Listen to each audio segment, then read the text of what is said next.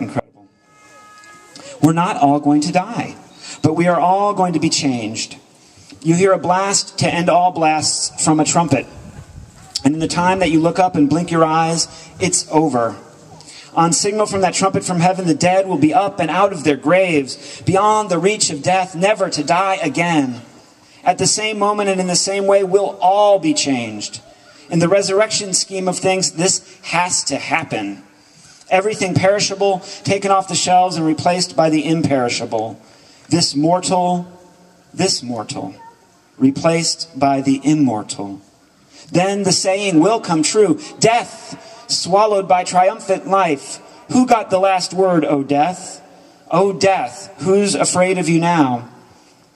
It was sin that made death so frightening, and law code guilt that gave sin its leverage, its destructive power.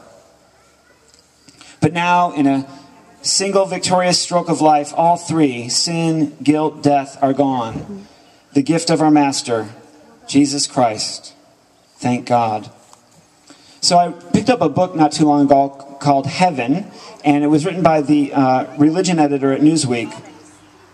And Lisa Miller recently gave the topic of eternal life a journalist's treatment in this book. Among many fascinating aspects to the text, Miller discusses the intersection between science and so-called near-death experiences, leading her to encounter speculations like the claim, this is interesting, consciousness exists even after normal brain function ceases.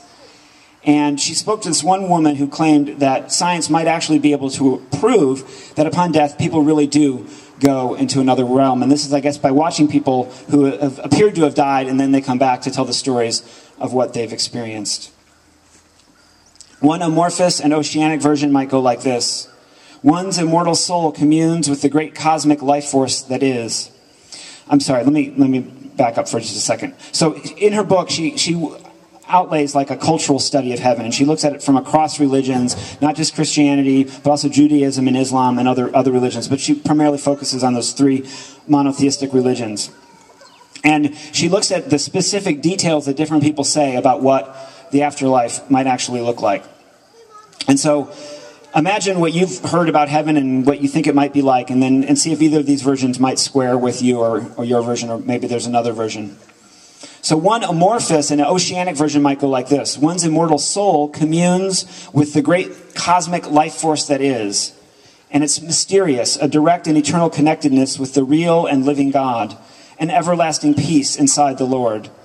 Miller describes this as one continual Sabbath. Other versions are much more particular about the resurrection of your specific body in heaven.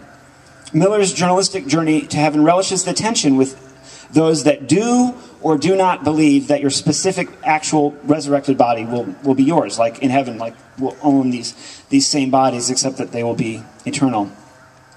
What is the appeal of the second version?